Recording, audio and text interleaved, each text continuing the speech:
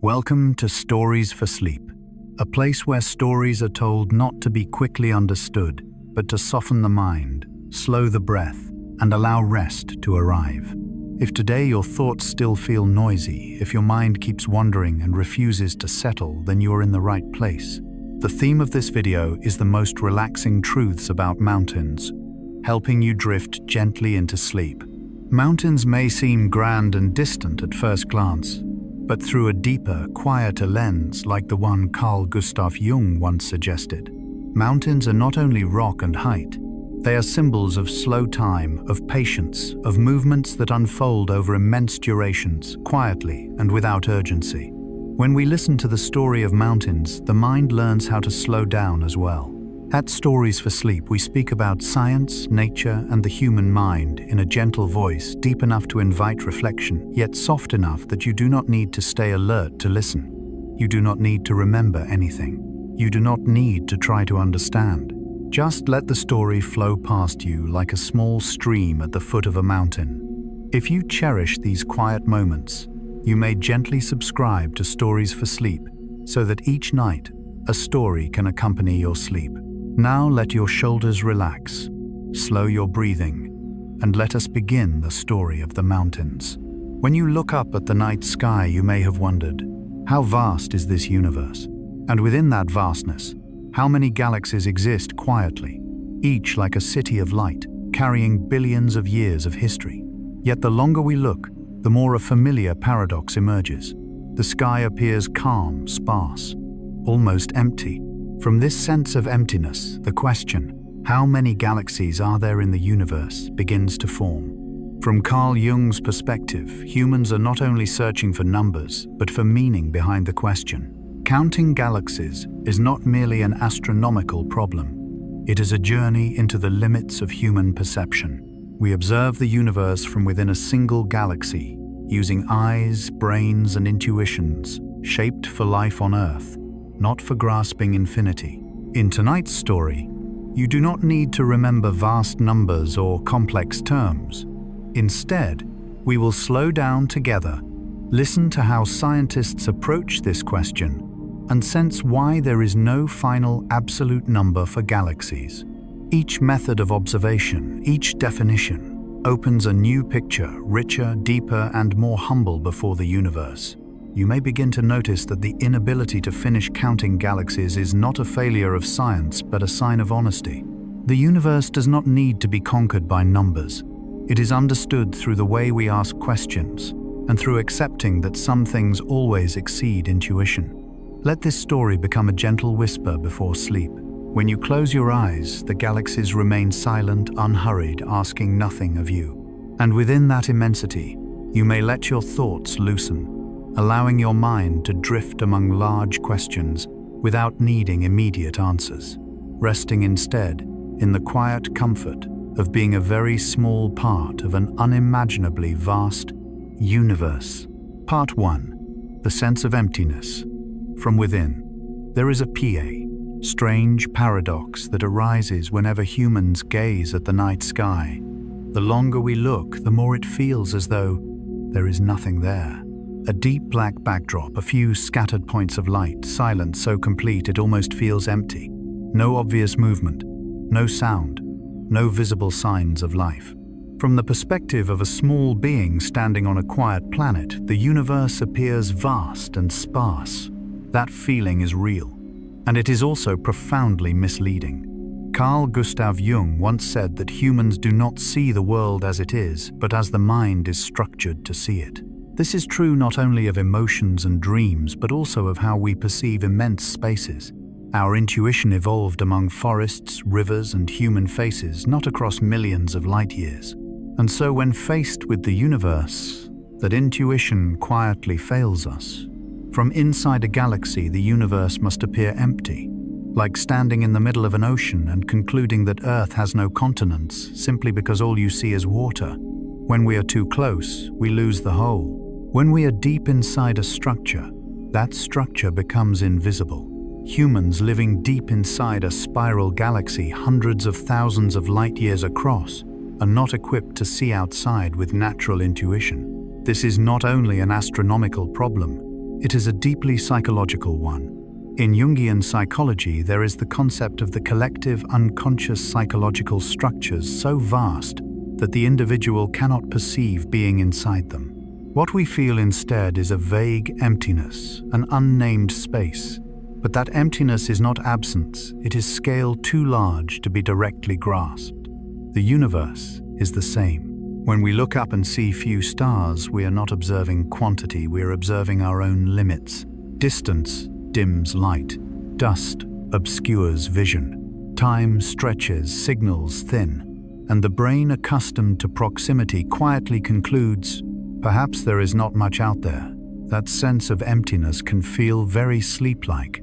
It resembles the mind loosening its grip, no longer holding on to specific thoughts. But if we remain with it long enough, the feeling begins to change. It becomes not emptiness, but space. A space for what has not yet been seen, named, or counted. And from this very human illusion, the question, how many galaxies are there, truly begins. Not from telescopes, not from numbers, but from a deeply human assumption that what looks quiet must be scarce. Jung warned that the most dangerous aspect of perception is not what we do not know, but what we believe we understand, simply because it feels familiar. The night sky feels familiar, dark, quiet, sparse, and so the mind wants to close the question quickly, the way it closes its eyes before sleep. But science, like inner work, begins when we stay with confusion a little longer, when we accept that intuition can be wrong, when we allow not knowing. Counting galaxies is not arithmetic.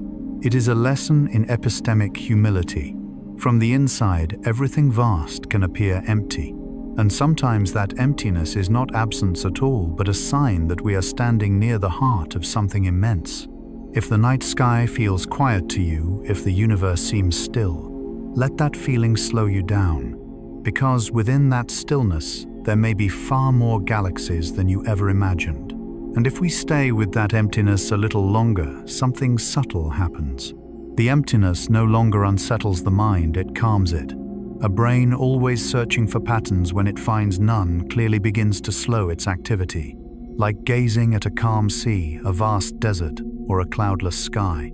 Large, simple spaces gently shrink the ego. Jung called this moment the withdrawal of the ego. When the part that wants to control, understand, and name things relaxes, a deeper layer of awareness opens.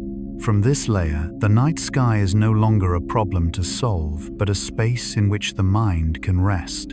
And yet, paradoxically, true understanding often appears only when we stop trying to understand.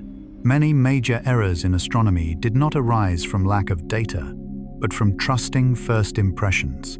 Humanity once believed the Milky Way was the entire universe, not because telescopes were absent, but because there was no psychological reason to doubt intuition. The sky looked small, so the universe must be small. Faint smudges look like stars, so they must be stars. The human mind tends to equate the unknown with the familiar. Jung saw this as a protective mechanism. Familiarity makes the world feel safe. Yet this same mechanism blinds us to vast structures beyond direct perception. The universe becomes a mirror, reflecting the limits of human awareness. When we say the universe looks empty, we are really saying that the human brain is not built to sense density on cosmic scales. Distances between galaxies are immense. Light is faint. Time is vast. Signals reaching us are stretched thin across billions of years. What finally reaches consciousness is a gentle silence. That silence closely resembles the state before sleep. As sleep approaches, the mind loses its ability to keep thoughts tightly clustered. Ideas drift apart. Images arise and fade. The spaces between thoughts grow wider. If we do not resist, if we do not rush to fill the gaps with worry or planning, those gaps become a doorway. The universe, viewed from inside a galaxy, is like the mind viewed from inside itself. First comes absence, then quiet, and finally, with patience, a sense of a much larger structure surrounding us, even if it cannot be fully seen. That is why, how many galaxies are there, is not only a scientific question, but a meditative one. It asks us to face the truth that not everything that exists can be intuitively felt, and not everything that cannot be felt is empty. Jung wrote that what frightens us most is not darkness itself, but the assumptions we project onto it. The night sky is such a darkness, quiet, but not poor, sparse in appearance, yet richer than any city humanity has built. To perceive this, we must learn to gently doubt our first impressions without fear. To accept that some truths do not arrive loudly or brightly, but exist in silence, distance, and what the eye calls nothing. And like sleep itself, deep understanding does not come from effort, but from allowing the mind to slow open and rest with the unknown. At this moment, you do not need to remember details. You do not need to imagine numbers or billions of galaxies. Just hold one light, feeling that emptiness is sometimes only the doorway to something too large to grasp. And from that doorway, the journey of counting galaxies truly begins. Part 2. A seemingly simple question. How many galaxies are there? Some questions sound deceptively simple. Short, clear, seemingly ending with a number. How many galaxies are there in the universe feels like such a question. As children, we may assume science already knows the answer, perhaps millions, perhaps billions, written neatly in a book. But as we go deeper, the question begins to change shape. It stops being a count and becomes a doorway into profoundly human limits. Carl Jung observed that humans ask questions, not only to know, but to feel reassured.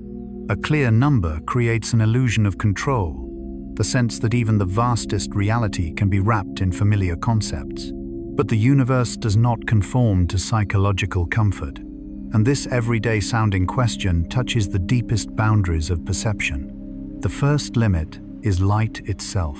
We can only see what light has had time to reach us. This simple fact carries enormous consequences. When we observe a galaxy billions of light years away, we do not see it as it is now, but as it was long ago. And beyond a certain distance, light may never reach Earth at all. So from the beginning, the question quietly becomes how many galaxies exist within the observable universe. What lies beyond that horizon, however abundant, lies outside human counting, not because it does not exist, but because it does not exist in causal relationship with us. Jung might describe this as the boundary between consciousness and the collective unconscious of the cosmos, not spiritually, but cognitively. Structures may exist that never entered direct human experience, like dreams we never remember. Next comes the limit of brightness and clarity. Not all galaxies shine brightly. Many are small, faint, diffuse, difficult to distinguish from the background. They disappear not because they are distant, but because they do not shine in ways our eyes and instruments easily recognize. Then comes a more subtle boundary definition. When does a group of stars qualify as a galaxy? How many stars are required? Must it contain dark matter? Must it have an independent formation history?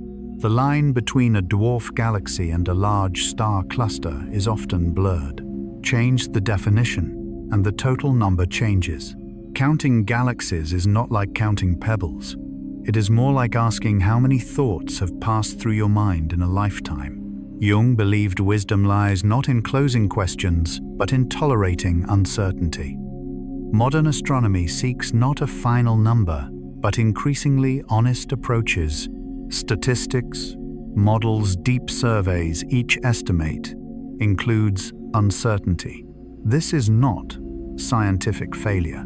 It is scientific maturity. When we understand that counting galaxies is methodological rather than arithmetic, a gentle relief appears. We no longer need a number to feel safe. We can remain with the process expanding vision, knowing it will never be complete. On a deeper level, this question mirrors the inner journey. Who am I? How many possibilities do I hold? How much meaning does my life contain? These questions, like galaxies, resist fixed answers. If you are listening now in the dark, you do not need to retain information. Just sense this. Not every question needs closure. Some questions are meant to open the mind's slow thought and allow rest within vastness. How many galaxies are there is such a question, and because it lacks a final answer, it becomes a gentle companion for sleep, unhurried, undemanding, inviting you to drift with inquiry and then let go. And perhaps here, the question touches another layer: epistemic humility. Humanity often assumes that what cannot be seen does not exist. Yet the universe repeatedly shows us the opposite. Most of reality lies beyond direct sight, in dark matter, faint galaxies, unseen structures. Jung warned that what is most dangerous is the darkness we refuse to acknowledge. In cosmology, darkness is literal, unseen mass, unlit structures, invisible influence. We know they exist because of their gravitational traces. So when counting galaxies, we are also asking, are we willing to trust what we cannot directly see? A curious paradox emerges. The more our instruments improve, the more galaxies appear. Science does not simplify the universe, it reveals its richness. And this incompleteness fits perfectly with the mind preparing for sleep. Sleep, like the universe, is not controlled. It is allowed. We do not count thoughts to fall asleep. We let go.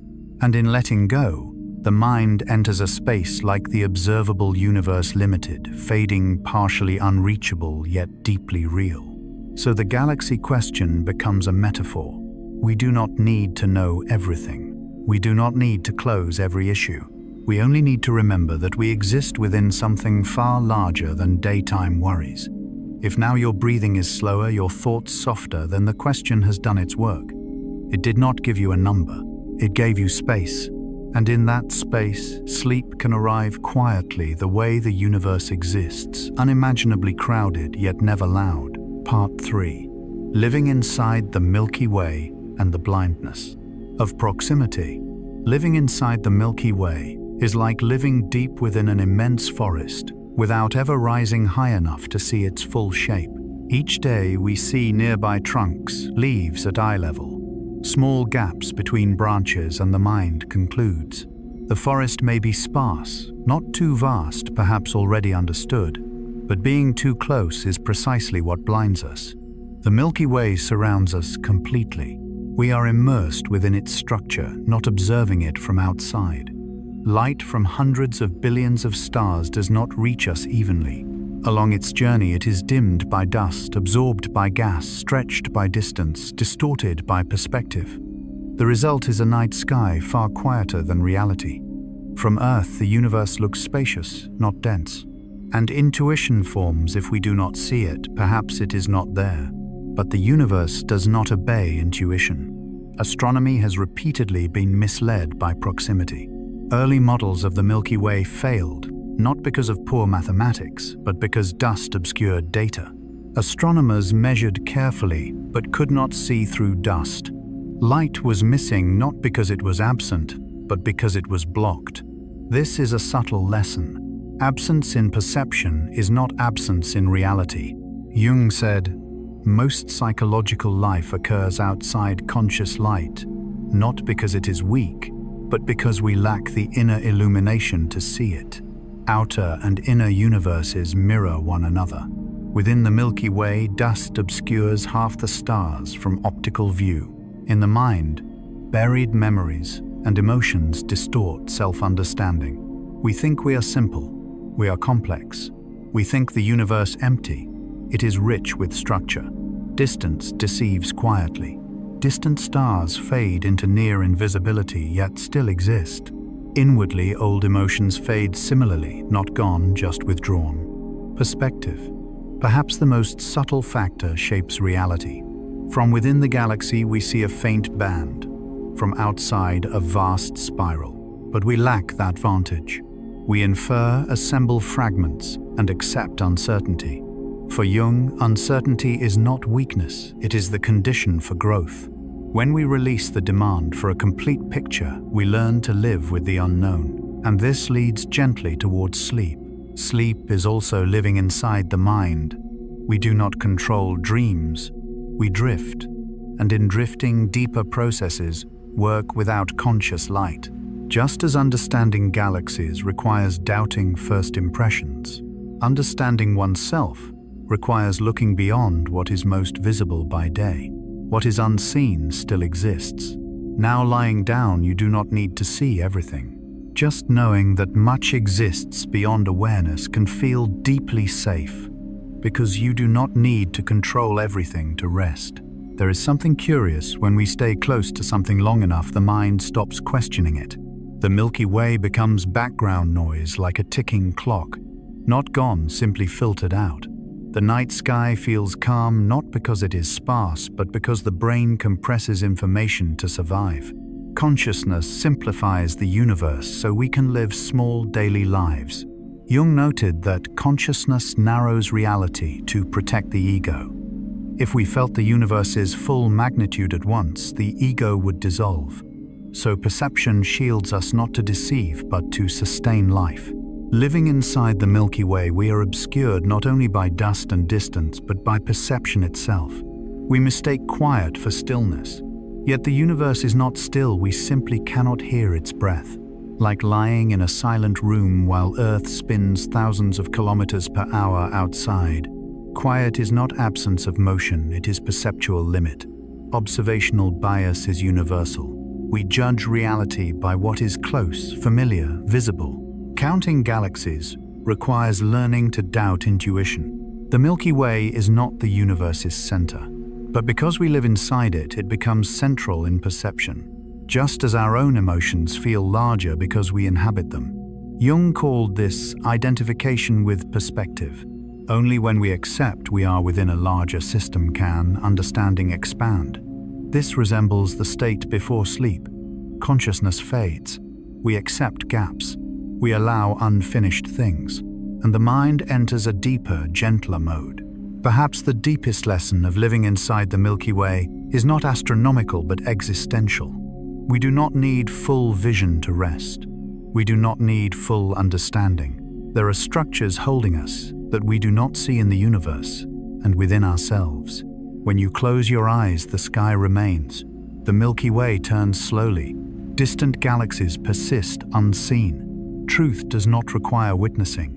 Just remember, what is unseen does not disappear. It rests distant deep like sleep, now drawing very near. Part 4. Stellar Motion and the Emergence of Dark Matter. There are moments in the history of science when humanity is forced to admit that what we can see is no longer enough to explain the world. Not because our vision is wrong, but because reality extends far beyond the range of light our senses allow. The motion of stars within galaxies was one such moment. When astronomers measured how stars orbit the centers of galaxies, they expected a familiar pattern. The farther a star is from the center, the more slowly it should move, just as planets farther from the sun orbit more slowly. But the sky did not follow human intuition. Stars at the edges of galaxies continued to move at unexpectedly high speeds, as if an invisible hand were holding them in place, preventing them from flying off into space. That rotation curve, strangely flat, felt like a whisper from the universe. Something is present, even if you cannot see it. From this moment, the idea of dark matter gradually stepped out of vague hypothesis and became a central pillar in how we understand galaxies. This realization is closely associated with the work of Vera Rubin, who patiently listened to the motion of stars for many years, while much of the scientific community remained skeptical. She was not searching for the extraordinary. She was simply faithful to the data, and that faithfulness compelled humanity to accept that most of the universe's mass is invisible. Carl Jung once observed that human consciousness tends to equate what is seen with what exists. Light feels safe, it has form, color, and boundaries. Dark matter, however, offers no sensory anchor. It does not emit light, reflect it, or interact in familiar ways. It exists only through influence, much like deep emotions within the psyche, impossible to touch, yet perceptible through subtle shifts in behavior and rhythm. From this point on, the very definition of a galaxy had to change. A galaxy was no longer just a collection of shining stars in the night. It became a gravitational structure, in which light is only a small surface layer, like ripples on the skin of a deep ocean. Most of a galaxy resides in darkness, quietly holding stars together over billions of years. This carries meaning far beyond science. It touches how humans understand themselves. Jung called the unlit part of the psyche the shadow, not because it is evil, but because it has not yet been recognized by consciousness. Like dark matter, the psychological shadow does not appear as clear images, but as forces of influence, recurring habits, unexplained emotions, dreams filled with strange symbols. Light, whether starlight or conscious awareness, always occupies only a small portion of the entire system. Yet humans often mistake this small portion for the whole. We believe we understand the world because we can see it. But the universe, through the motion of stars, gently reminds us that understanding is not the same as seeing. When you look up at the night sky before sleep, you see scattered stars, perhaps the faint band of the Milky Way stretching across. But what keeps all those points of light in their places is something entirely invisible. A quiet support is always at work, both in the universe and in human inner life. Sleep follows the same principle. As the light of consciousness dims, the mind does not collapse. Instead, a deeper system begins to operate. Memories are organized, emotions are regulated, invisible connections are strengthened. We do not see these processes, but we feel their results the next morning. Perhaps the emergence of dark matter in science is a gentle invitation. Trust what supports you, even when you cannot see it. Not everything of value shines. Not every structure needs to be displayed. When you close your eyes tonight, the stars continue to orbit. Galaxies maintain their forms through invisible forces. And so does your mind, supported by deep layers that consciousness does not need to manage. You do not need to understand everything. You do not need to see it all. You only need to know that something is quietly keeping you safe, just as dark matter holds the stars together in this calm night. Dark matter is not loud.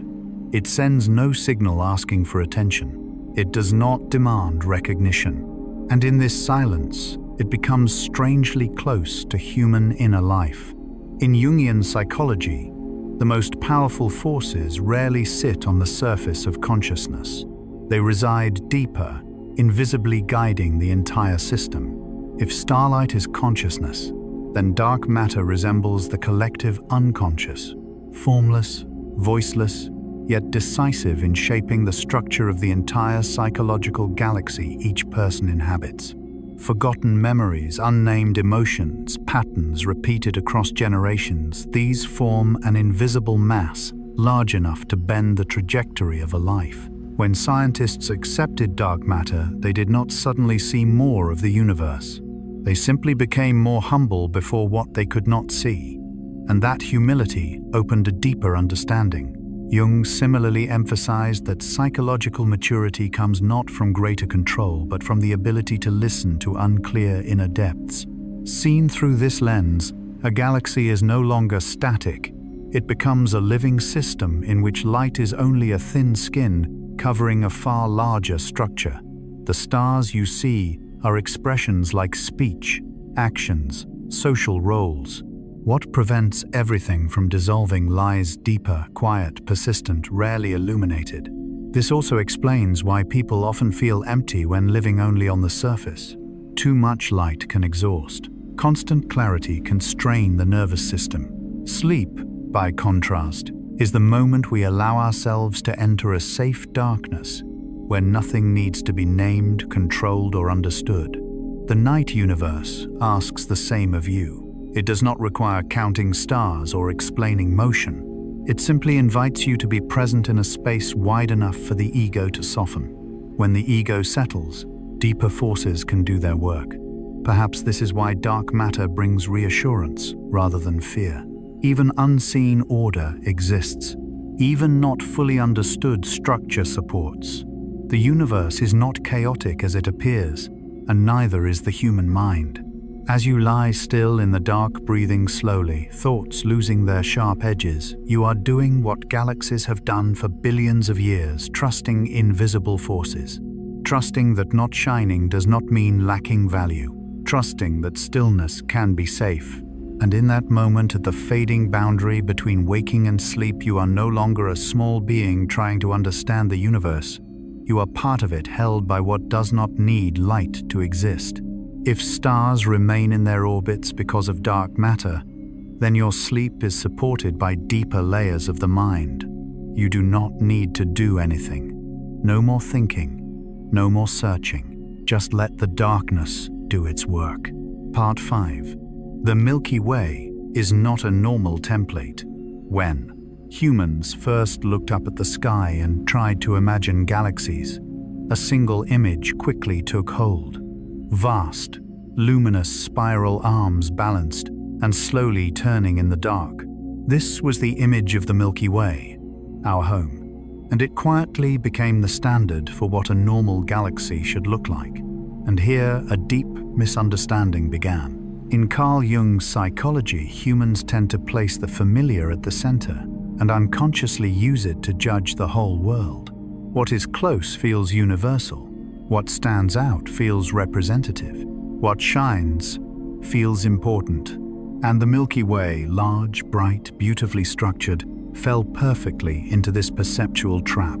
The universe gently contradicts this intuition. Large spiral galaxies like the Milky Way or Andromeda are not common. They are minorities. They stand out not because they represent the majority, but because they are bright enough to be seen easily, large enough to be studied, and beautiful enough to linger in memory.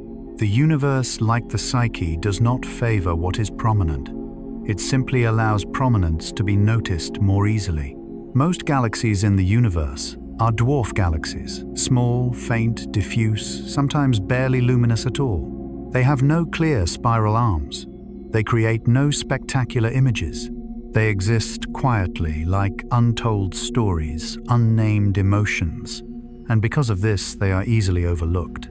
Jung noted that the ego identifies with the bright parts of the psyche: consciousness, reason, social identity. Yet true psychological life is supported by darker, quieter, less acknowledged layers. The universe mirrors this truth. If we focus only on brilliant galaxies, we misunderstand the whole.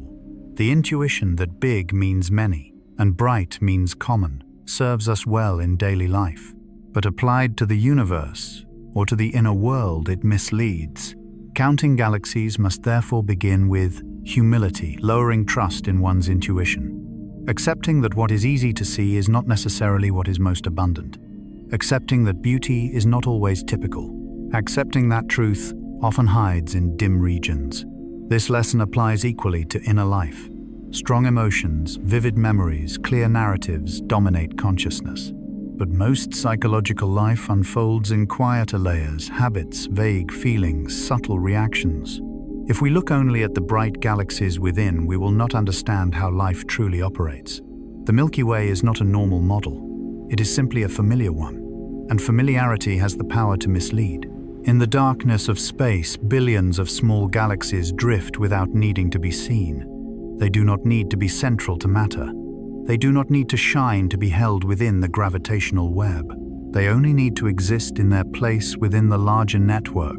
When you lie down to sleep, you are doing something similar. You step away from the bright parts of yourself, thoughts, roles, narratives, and enter a quieter region. There you do not need to stand out. You do not need to be right. You do not need to be seen. You only need to be held. And just like the universe, your mind does not collapse when the light fades. It reorganizes. Understanding that the Milky Way is not normal helps us understand the universe more accurately. More importantly, it helps us treat ourselves more gently. We do not need to be the brightest, clearest version of ourselves to have value. If there is such a thing as normal, it may lie in the quietest parts. And as this thought settles, sleep becomes lighter.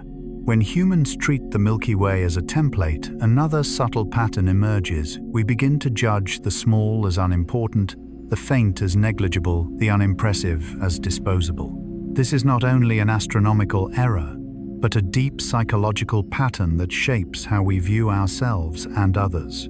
Jung emphasized that the ego always wants to be central. It wants its story to be the main story. But life, cosmic and psychological, operates by distribution, by unseen support structures.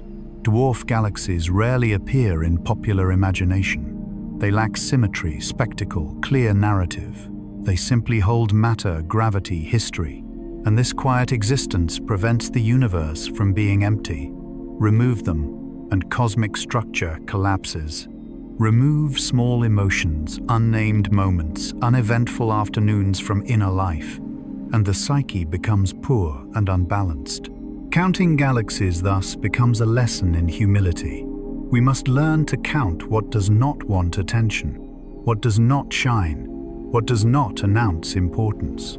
This requires not only better instruments, but a different attitude, the willingness to accept that intuition has limits. In cosmic darkness, light does not vanish, it becomes harder to detect. In the human mind at night, thoughts do not disappear, they change form. And just like faint galaxies, the most important processes occur without conscious illumination. Perhaps this is why discussing non-normal galaxies feels so fitting before sleep. It releases the need to stand out, to be clear, to be beautifully defined. It reminds us that in the universe and within ourselves, the majority is not the brightest. And when we accept this, an ancient sense of safety emerges. We no longer need to resemble a template to belong. Existence itself is enough. The Milky Way is not a normal model. And perhaps the absence of any normal model is the most normal thing in the universe.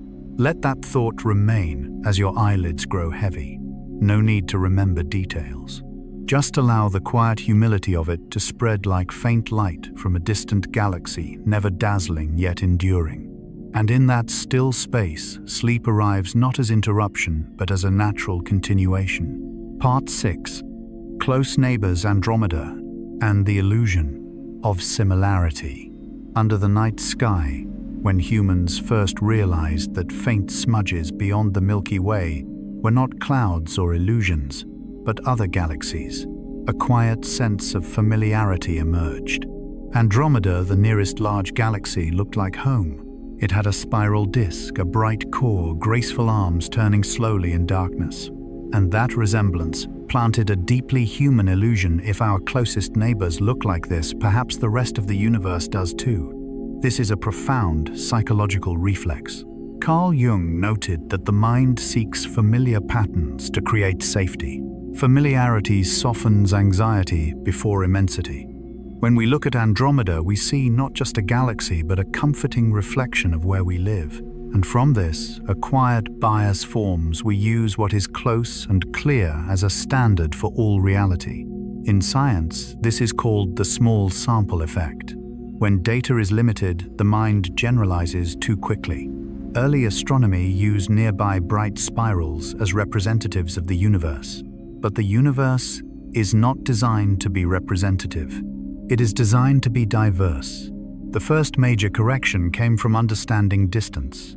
Before Cepheid, variable stars were used as cosmic distance markers. Humans did not grasp how far galaxies truly were. Cepheids, stars with steady, rhythmic brightness, became cosmic heartbeats, revealing the universe's true depth. And with that scale, old mental maps quietly collapsed. What seemed near was far. What seemed typical was rare. Like inner life, vivid emotions are remembered not because they dominate time, but because they are loud. Andromeda did not deceive us. It simply happened to resemble the Milky Way. The human mind turned coincidence into rule. But the universe does not follow convenient interpretations. With stronger telescopes, another picture emerged. Most galaxies are smaller, fainter, irregular. They lack elegant spirals. They do not perform for observers. They exist quietly embedded in vast dark matter halos. And these, unlike Andromeda galaxies, are the majority. Psychologically, this matters deeply. Jung observed that the ego identifies with strong, clear, beautiful images. Yet most inner life unfolds in unnamed feelings, unspoken thoughts, subtle undercurrents. Using only bright moments as a standard distorts self-understanding. Just as bright galaxies once distorted cosmic understanding. Easy to see does not mean common. This applies to galaxies and emotions alike. Peak happiness and deep pain are not the foundation of life. The foundation consists of small, steady fluctuations, like countless dwarf galaxies silently holding cosmic structure together. Andromeda will one day collide with the Milky Way, merging into one. Before that distant future, it teaches a gentle truth. Similarity is not representativeness, and difference is not exception. As you listen now, your body may already be relaxing, breath slowing, the mind no longer grasping details. This is the state needed to receive the core message. You do not need to resemble a familiar template to be normal. In the universe, what is most normal is difference. Faint, small, hard-to-see galaxies still matter. Quiet parts of you do too. When we stop using visibility as a measure of worth, a deep calm spreads like dim but persistent light from a distant galaxy. And in that feeling, sleep arrives not as a fall but as a return. Looking deeper into Andromeda's story reveals that the error was never in the telescope, but in the mind's desire for familiarity. Jung said consciousness tries to flatten reality, turning the unfamiliar into the familiar to ease existential anxiety. In cosmic darkness, the mind clings to what resembles itself. But the universe resembles the unconscious more than a gallery layered vast, mostly unseen. Dwarf galaxies, so numerous, mirror background emotions in the psyche, rarely noticed yet essential. In the local group, while the Milky Way and Andromeda dominate light, dozens of dwarf galaxies orbit quietly. If we count only what looks good, we miss most of the story. The same is true inwardly. There is deep comfort here. You do not need to be bright, large, clear, or impressive to belong. Existence does not require proof through light. Many cosmic structures are known only by gravitational influence. Inner life is similar: faint memories, unnamed feelings, quietly shape behavior and safety. As astronomers accepted that nearby samples do not represent the whole galaxy, counting changed from tallying what is seen to estimating what is unseen. Statistics, models, error margins all acknowledge human limitation. Not failure, but the condition of being human. Jung called this the necessity of the shadow. Without accepting the unlit parts, we live within distorted maps of ourselves. The universe teaches the same lesson through galaxies. Most of reality does not display itself. When this is understood, inner rhythm slows. We stop counting thoughts, measuring clarity, demanding understanding before rest. Like scientists no longer chasing a complete galaxy list, the mind releases the need to know everything. Tonight, as you lie still, remember the quiet you feel is not emptiness. It is like the space between galaxies, seemingly empty yet filled with gravitational structure. In that quiet, you need not represent anything. You need not shine. And like the universe, you do not need to be fully counted to exist. Just be there, silent, and let sleep arrive naturally, slowly, without proof. Part 7. Dwarf. Galaxies, the silent majority. Beneath the night sky, while human eyes are drawn to luminous spiral arms and prominent points of light, most of the universe remains quietly hidden. Dwarf galaxies, small, faint, almost unremarkable, are that silent majority. If large galaxies are like clear named thoughts within consciousness, then dwarf galaxies resemble background emotions, distant memories, and subtle tendencies in the unconscious that Carl Gustav Jung once described. They rarely step into the light, yet they determine the overall structure of inner life. Human intuition is easily deceived by brightness. We tend to believe that what shines more is more important, that what is larger is more common, but the universe gently overturns this belief. Most galaxies are not magnificent spirals like the Milky Way or Andromeda, but small stellar systems with little light, sometimes containing only a few million stars. A number that sounds vast to humans, yet is modest on a cosmic scale. They are so faint that they easily dissolve into the dark background of space, much like emotions so familiar that we no longer notice their presence in daily life. In the local group where the Milky Way resides, this lesson becomes clear. Only a few large galaxies command attention, but around them orbit dozens, even hundreds of dwarf galaxies in silence. They are stretched by gravity, stripped of stars, sometimes gradually dissolving into the dark matter halos of larger galaxies. Without patient surveys, without a willingness to look at what barely shines, we would believe the universe to be far poorer than it truly is. Jung emphasized that the unconscious is not loud. It does not shout for attention. It exists as a deep background in which symbols, memories, and emotions quietly shape behavior. Dwarf galaxies are similar. They do not tell their story through strong light, but through number. When astronomers say that counting galaxies means counting what almost does not shine, this is not only a scientific statement, but a philosophical reminder. Reality is shaped more by what is quiet than by what is spectacular. There is a gentleness in this realization. It relieves the pressure to be radiant. In a world that celebrates the large, the fast, the bright dwarf galaxies, whisper that existence does not require display. You can be small, faint, barely noticed, and still be an essential part of the whole. Just as in the psyche, it is the small habits, simple pleasures, and background feelings of safety that prevent inner life from collapsing. For science, dwarf galaxies force a change in method. One cannot rely only on what is easy to see. One must learn to reason from absence. Statistics, models, margins of error, all are built to respect the presence of these faint systems. And for inner life, the lesson is similar. Not everything important has a clear name. Many things can only be sensed through gentle, patient attention. As night falls and you prepare to rest, notice the background sensations holding you steady, breathing the growing weight of the body, thoughts that are no longer sharp. They are like the dwarf galaxies of the local group, not brilliant, not loud, yet overwhelmingly dominant. They create the safety in which sleep can arrive. And perhaps in this moment, you do not need to be a large galaxy in your own story. You only need to be present, faint enough, quiet enough. For the universe, both outer and inner, is built mostly from such silent things. If we were a little more patient with the sky, if telescopes were left open longer, even the faintest light would eventually reach the sensor.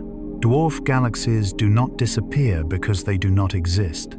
They disappear because they require time, and time in human life is often the rarest resource. They remind us that understanding the universe and ourselves is never a matter of a quick glance, but of staying long enough with what is faint. In Jungian psychology, there is a quiet yet important concept, the psychological background. Not dramatic conflicts or vivid dream symbols, but baseline emotional states, biological rhythms, and repetitive tendencies that seem ordinary. Dwarf galaxies, in the physical universe, mirror this exactly in the inner universe. They do not tell stories through climaxes, but through persistent presence. When scientists realized that most galaxies are small and faint, they faced an uncomfortable truth. Older models based on what was easy to see had been skewed for a long time. This distortion did not arise from lack of intelligence, but from natural limits of perception. Humans did not evolve to see the faintest or most distant things. Likewise, we are not taught to notice subtle psychological states or small emotional shifts before they become crises. Dwarf galaxies teach a lesson in cognitive humility. They exist without recognition. They shape gravitational structure without shining. In inner life, similar things exist: regular sleep, emotional safety, stable rhythms.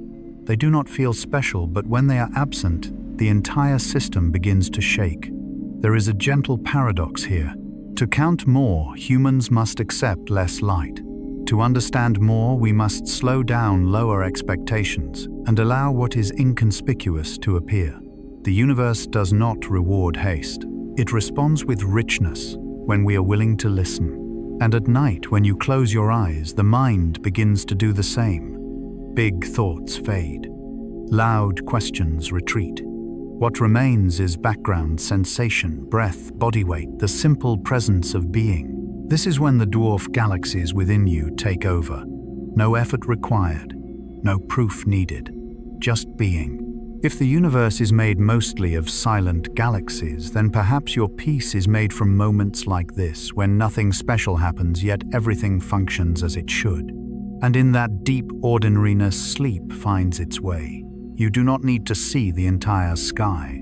You only need the darkness to be calm enough for the faintest stars out there and within you to be allowed to exist. Part 8. Galaxies are not alone groups. Environment. When we see a galaxy standing alone against a black sky, intuition suggests a solitary, self-contained entity enclosed within its own boundary of light.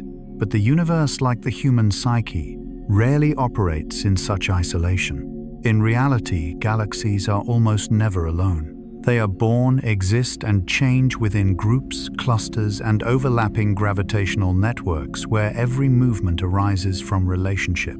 In modern astronomy, the true unit of counting is not an isolated galaxy, but its environment.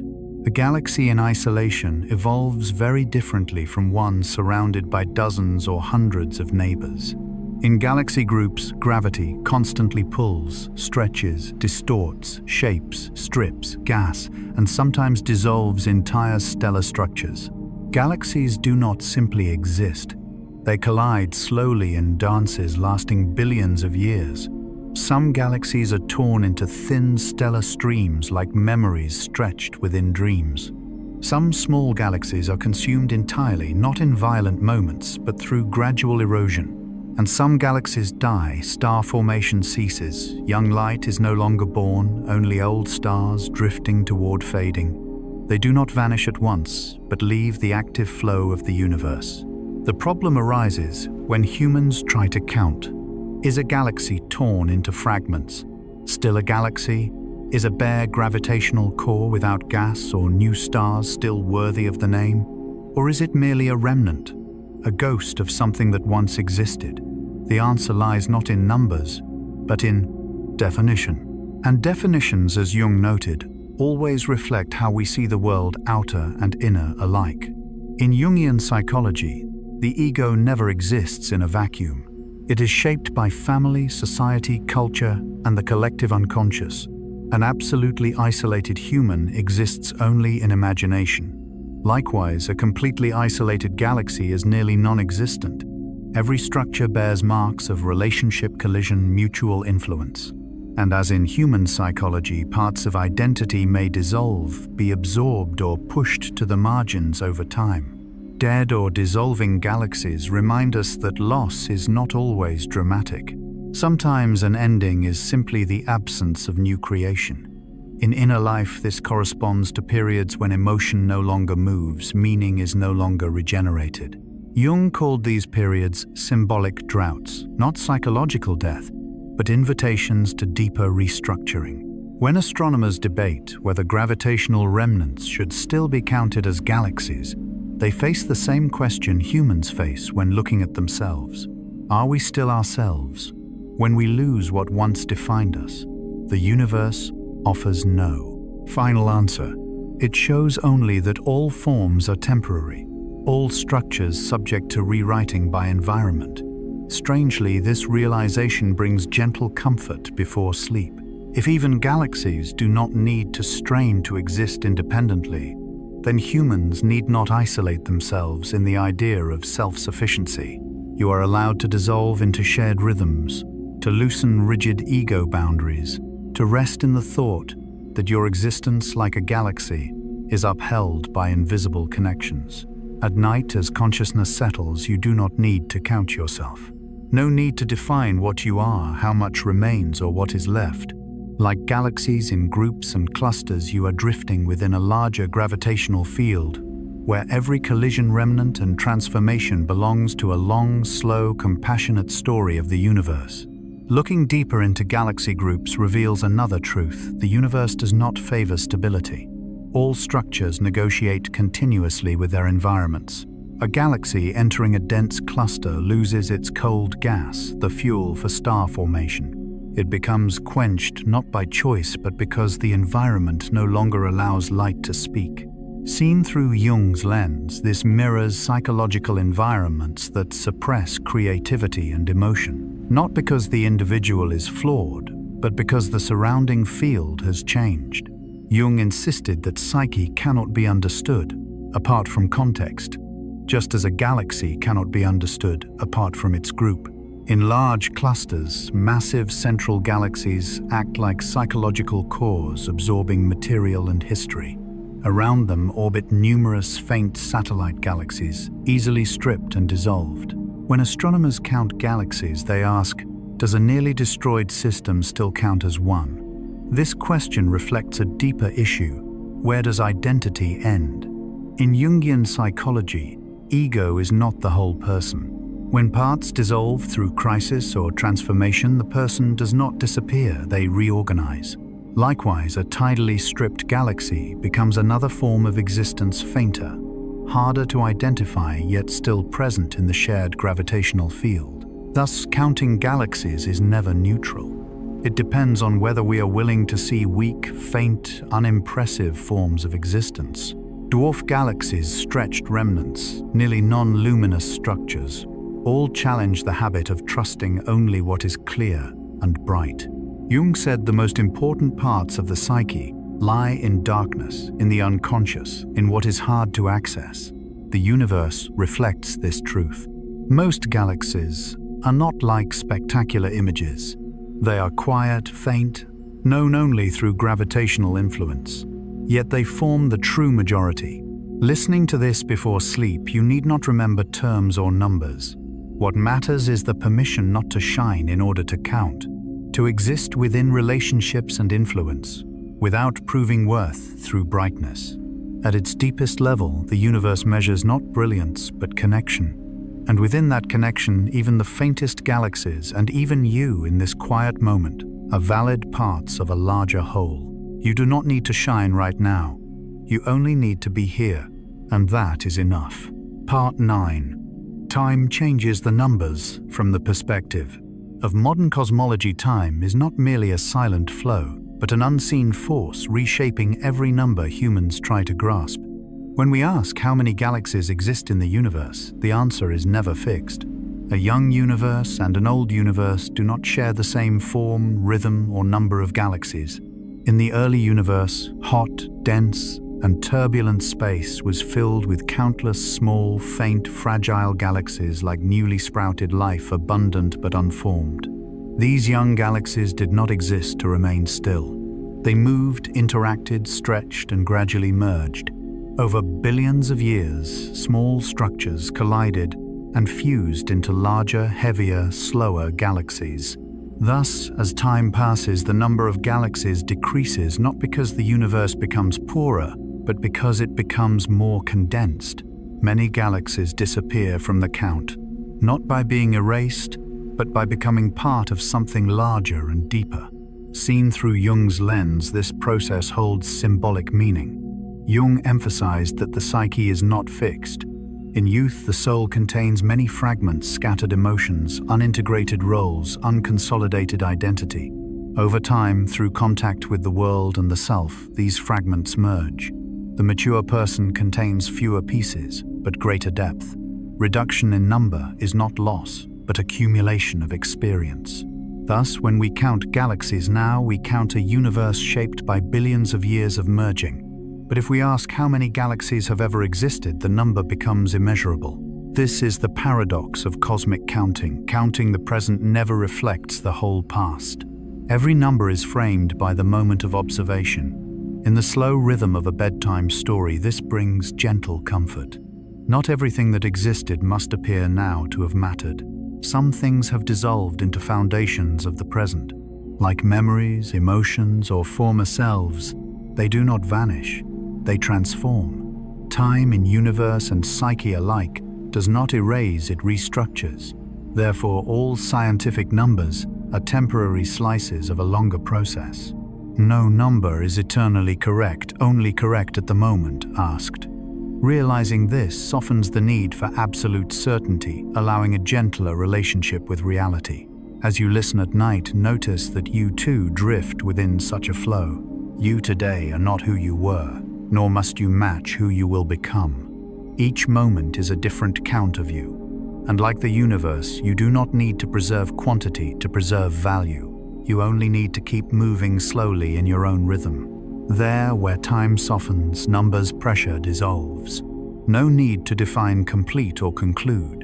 Only a long, quiet current remains safe enough to sink into and gradually fall asleep. When we see the universe as process rather than snapshot, the question of number transforms into a gentler one. What shaped the universe into what we see today? Time becomes not a thief, but a sculptor, patient, unhurried gathering rather than destroying. Small, early galaxies fulfilled their role like early thoughts in a young mind, many scattered necessary. Without them, large galaxies would not exist. And as in human psychology merged, parts no longer appear separately but live on as deep structure. Jung called this individuation the crystallization of the self around a center. The universe behaves the same.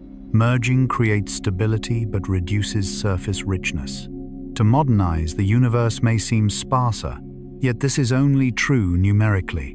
In depth, it has never been poorer, only quieter, slower, richer in memory. Every number science offers hundreds of billions or trillions of galaxies is a pause in the flow. Like counting your heartbeat in a quiet moment, accurate yet incomplete. Before it was different. After, it will change. What matters is that the pulse continues. Understanding that time reshapes both observer and observed softens self-judgment. No need to remain unchanged to be valid. Like galaxies, we too are merging past and present, what was and what is becoming. Perhaps this is the deepest value of contemplating the universe before sleep. Not to expand knowledge, but to shrink the ego. To see that change is not failure, but success of life.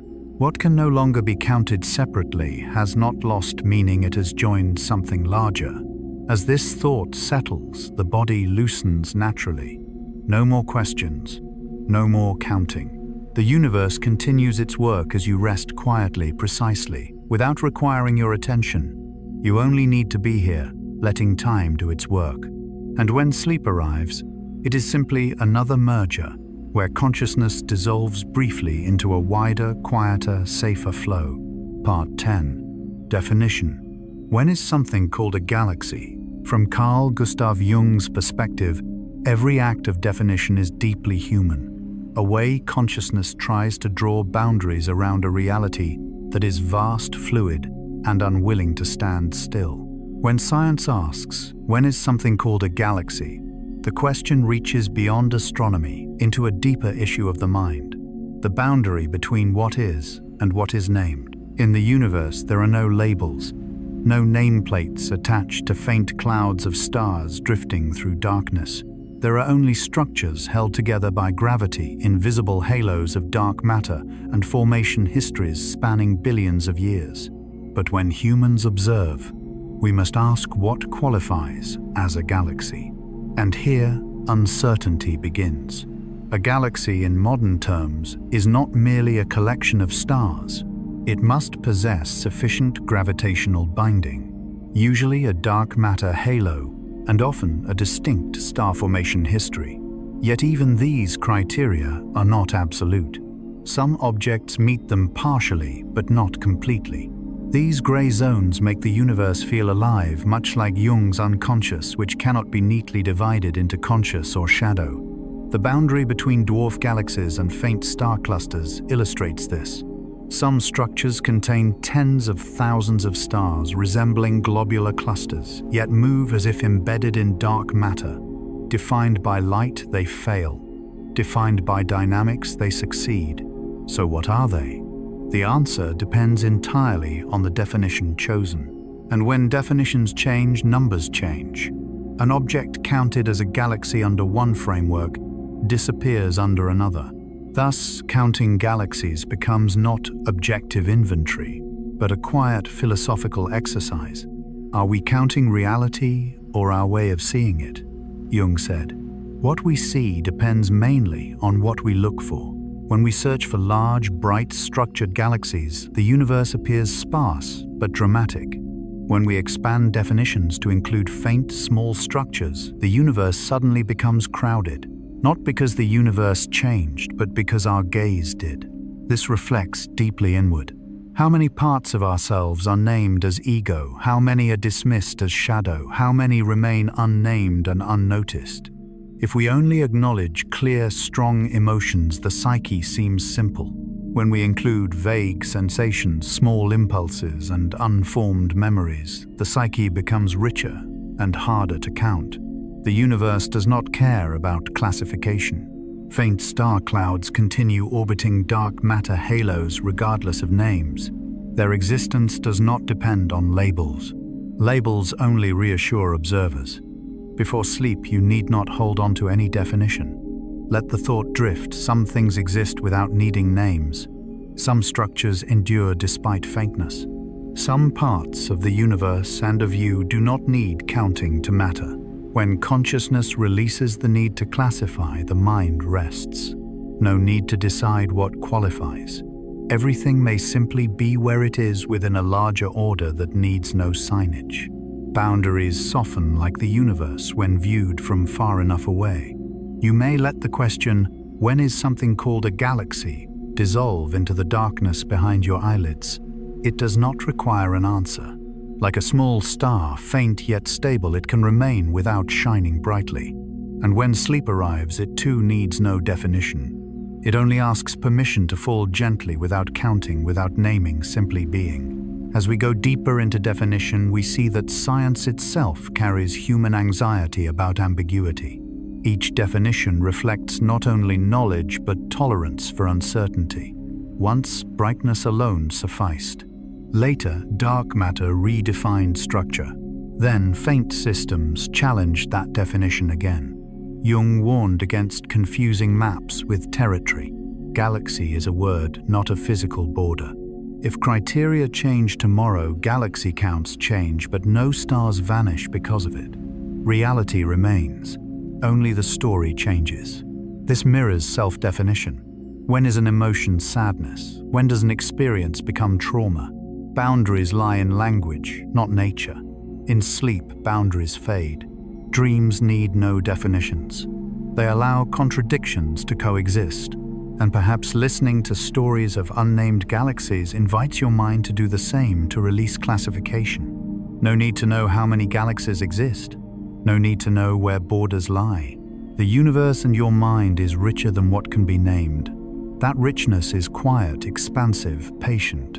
When you close your eyes, questions may stay behind, like stars fading as you leave the city. Not gone, just no longer demanding attention.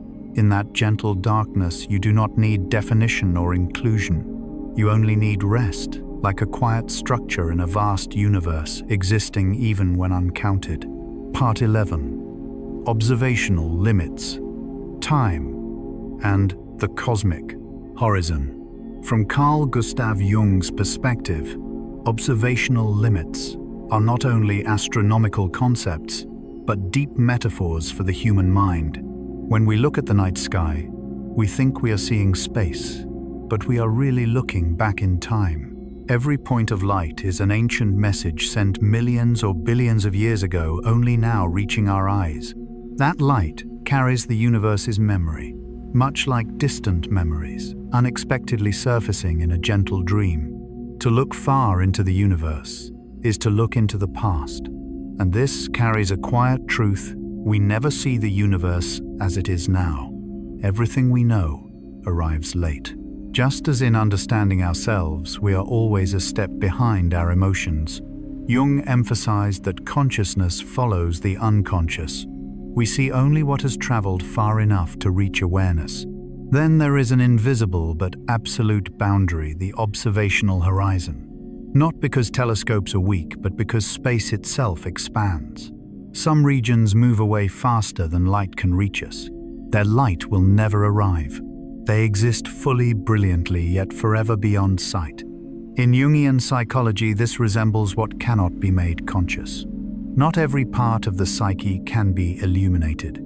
Some belong to deep collective layers, accessible only indirectly through symbols and dreams.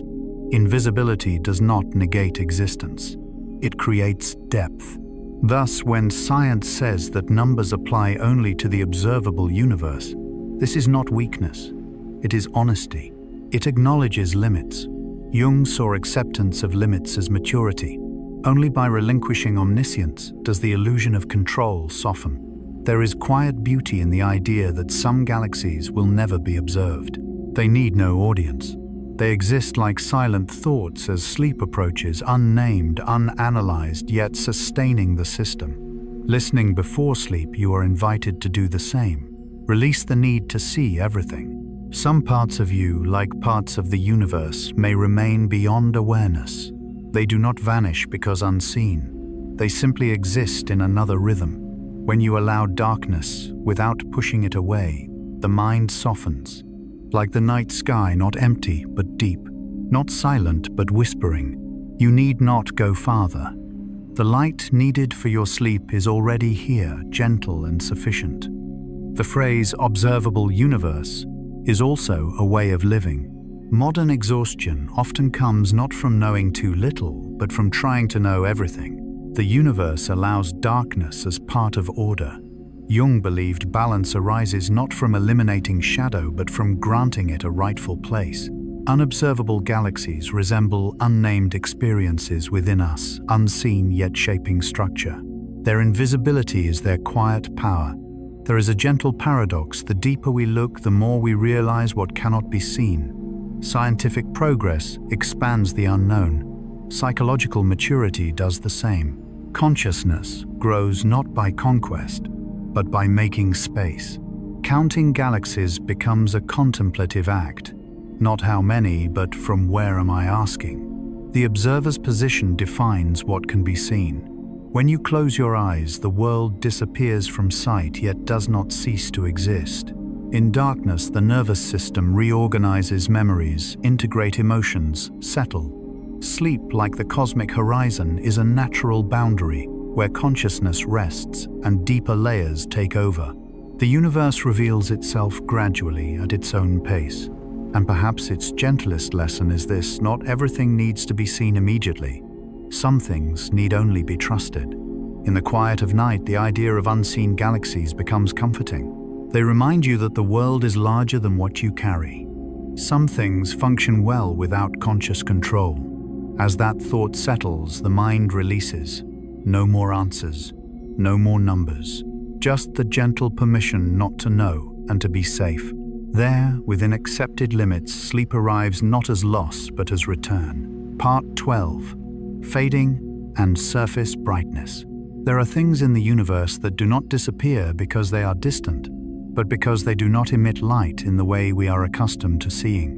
When telescopes turn toward the night sky, they do not search for existence, they search for light. And here, a very human misunderstanding begins. We unconsciously equate being seen with being real. But the universe does not operate according to the convenience of human vision. Diffuse extended galaxies with stars scattered as sparsely as an evening breath are the first to slip from view. Not because they contain few stars, not because they are small, but because their light is spread so thin that it no longer contrasts with the night. They do not turn off. They dissolve into darkness like a voice speaking very softly in a room that is too loud. For many decades, science believed the universe contained fewer galaxies than it truly does, simply because surveys at the time were not sensitive enough to recognize these faint structures. Ultra-diffuse galaxies, vast yet pale, have existed for a very long time, but were identified only recently. They resemble people who live entire lives in quietness, unnoticed, uncompetitive, reflecting little light, yet carrying within them a complete history. Carl Jung once wrote that the most important contents of the psyche often lie not in noisy places, but in regions overlooked because they are too quiet.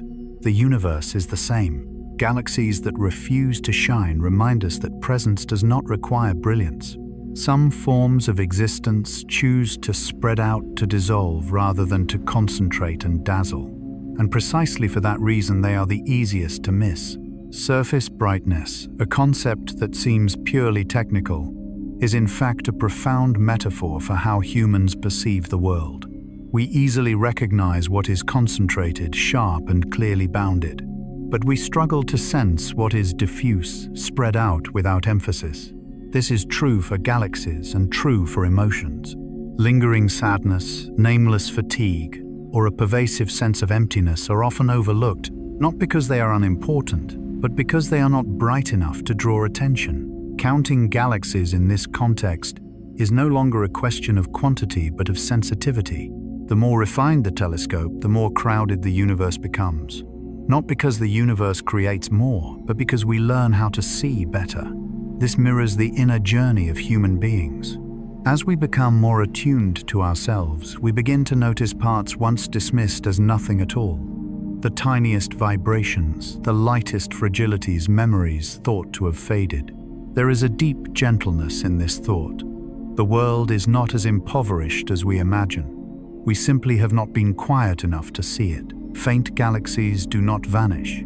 They wait until the observer is ready to adjust the rhythm of seeing. Like emotions, they do not disappear when forgotten. They continue to exist at a lower level of awareness, silently influencing the structure above. When night falls and the lights in the room dim, our eyes lose the ability to distinguish detail. But instead of fear, the body learns to shift toward sensing. Hearing sharpens, breath deepens, heart rate slows. In darkness, what is faint is no longer a flaw, but a necessary condition for rest. In its gradual fading, the universe teaches us another way of being. It is not necessary to shine continuously in order to be oneself. There are phases of life and of galaxies where spreading out quietness and dissolution are the only ways to continue without exhaustion. And as this thought settles like light thinning across the night, the mind stops searching for dazzling points. It begins to accept its own blurred regions. No need to understand everything. No need to see all things clearly. It is enough to know that even what is nearly invisible is still there, still helping hold the entire universe and the inner world together. There, between fading and increased sensitivity, sleep arrives very softly. Not as a loss of awareness, but as permission for darkness to do its work. Perhaps what makes faint galaxies special is not that they challenge observational technology, but that they challenge how we define meaning. For centuries, both science and psychology favored what stands out: explosions, sharp structures, strong signals. Yet as sensitivity increases, we begin to see that most of reality is not built from brilliant moments, but from the quiet accumulation of very small things. Ultra-diffuse galaxies often have such low stellar density that if you stood within them, the night sky might appear emptier than what we see from Earth. So few stars that darkness becomes the default state. And yet, within that environment, stars still orbit an invisible gravitational field. A dark matter skeleton that keeps everything from falling apart. This resembles periods in human life when emotions fade and motivation weakens, yet a deeper structure still holds us, even if we cannot name it. Jung emphasized that the unconscious is not loud or showy. It functions as a dark ground that supports conscious life. Faint galaxies are the cosmic image of that ground. They do not demand attention or send strong signals, but without them, the map of the universe would be profoundly distorted. Likewise, if we attend only to intense emotions and clear thoughts, we miss most of inner life, where the most important decisions are often formed. Fading is not a defect. It is a survival strategy. Light that is too concentrated is easily seen, easily disturbed, easily disrupted. Light that is spread thin is more resilient, harder to break, and lasts longer across cosmic time. Some galaxies endure not because they are strong, but because they do not need to prove anything. As science gradually accepts that the number of galaxies depends strongly on observational sensitivity, a new humility appears. There is no longer a certain number, only estimates, error bars. and acknowledgement that with each deeper look, the universe expands. This is not a failure of knowledge, but a sign of maturity. Understanding always carries limits. In this moment, as you listen to these slow words, the light around you may be softening. Your eyes no longer need detail, and like telescopes reducing noise, the mind becomes more sensitive to small things. Breath, bodily weight, the slow movement of thoughts as they stop competing for attention. Faint galaxies teach a lesson perfectly suited to the time before sleep. Not everything needs to be seen clearly right now. Some things only need permission to exist without illumination, without analysis. Sleep is the same. It does not arrive through grasping, but through release, like light dissolving into night. And as consciousness withdraws like a telescope closing its aperture, the rest of you, the deeper, quieter part, continues working. Like faint galaxies turning slowly in darkness, the mind keeps organizing, integrating, holding everything in place. You do not need to see this for it to be true. It is enough to know that even in the darkest regions, nothing is ever completely empty. And in that gradual fading, sleep becomes safe, natural, and deep enough for rest. Part 13. Statistics instead of inventory. There was a peculiar moment in the history of science when humans were forced to admit that some things cannot be counted by naming them one by one. Not because they are too few, but because they are too many. Not because they are hidden, but because our way of seeing no longer fits. Galaxies are one such reality. And like inner life, the more we try to inventory every thought and feeling, the more clearly the old method fails. From early on, humans understood the world through lists. How many stars are visible? How many constellations have names? How many planets orbit the Sunday? But as telescopes probed deeper, lists collapsed. Points of light no longer stood still, waiting to be named. They appeared by probability, vanished by sensitivity, and depended entirely on how questions were posed. Counting galaxies ceased to be collection and became an art of inference. Science had to shift from inventory to statistics, no longer trying to see everything, but accepting that only part is seen and inferring the whole. Sky surveys became deliberate slices. Selection functions emerged as honest confessions. We know what we miss, how much and why. Probability ceased to be vagueness and became a higher form of honesty, where uncertainty is measured rather than hidden behind tidy numbers. Jung wrote that the human mind does not operate like a machine listing facts, but like a symbolic energy field. What rises into consciousness is only a small fraction of a much larger structure. At this point, cosmology touches a deeply Jungian intuition. Understanding does not mean possessing everything, but forming a proper relationship with what cannot be grasped. When astronomers say that the number of galaxies is an inference rather than a list, they are not abandoning knowledge. They are entering another form of intelligence, where the key questions become not how many, but how are they distributed? With what probability do they appear? And why are some visible while others are not? Just like emotions, not all are recognized, not all memories surface, yet none are less real. Uncertainty here is not a flaw, it is part of the model.